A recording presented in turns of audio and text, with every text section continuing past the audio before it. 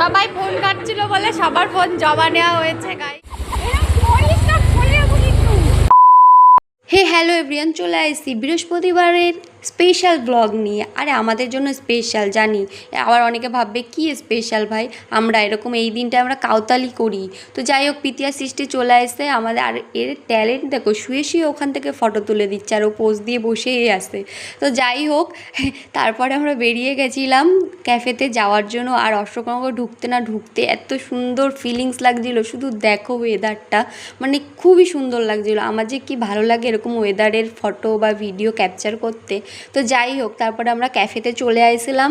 আর এসেই এই যে ক্যামেরা আমি সবে অন করছি, আর বলছে কি ভিডিও করছিস, দাঁড়া তোর ভিডিওটার আমি একটু বড় লোক করে দিই। ওর আইফোনটারে দেখাচ্ছে গাইজ যে ওর একটা আইফোন আছে। ভাই দুঃখ দিলি মনে।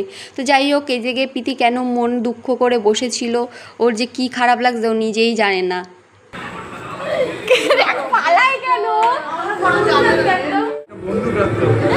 সবাই ফোন কাটছিল বলে সবার ফোন জমা নেওয়া হয়েছে গাইজ।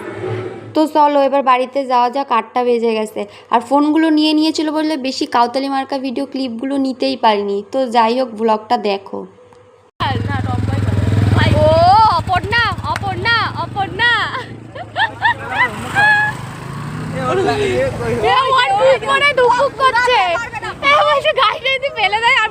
তো বাড়ি যাওয়ার পথে যেই দেখছে চপের দোকানটা খোলা আছে, অমনি হামলায় পড়ছে, এই গাড়ি দাঁড় করা, এখান থেকে মোমো সিঙ্গারা খাবো। সত্যি এখানে মোমো সিঙ্গারাটা খুবই সুন্দর খেতে, তোমরা যদি কেউ অশোকনগর আসো অবশ্যই টেস্ট করো। তারপর আমরা 3 জনে 2টো করে নিয়েছিলাম আর 3টে করে বাড়ির জন্য পার্সেল করিয়েছিলাম। তারপরে আমরা মানে হঠাৎ করে প্ল্যান হলো যে চল বাইপাস ঘুরে যাবো, মানে আমরা সিধা বাড়ি আসা লোক না, ওই পাশ থেকে বাইপাস হয়ে ঘুরে আমরা ভেবেছিলাম মাঠপাড়ার রাস্তা দিয়ে বেরোবো, কিন্তু ওইখানে যে বন্যা হয়েছে আগে তো জানতামই না। মা মনসা জয় কোথায় আসলাম গাইস? আমার ইস্তি দেখা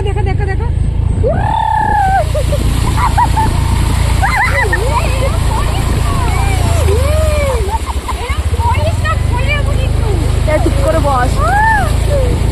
কত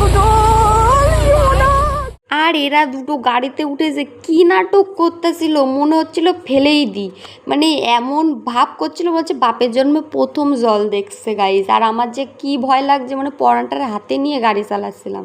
তো তারপরে চলে আসি কোয়েলদের বাড়িতে, কোয়েলের দিদির বার্থডে সেলিব্রেশন হবে তাই। আর ওর দিদির মেয়েটারে ঘুমেতে তুলে জামা পরাচ্ছিল, তাই কেমনভাবে তাকাচ্ছে খালি দেখো, ওরে ঘুম থেকে তুলে জামা পরাচ্ছে তাই।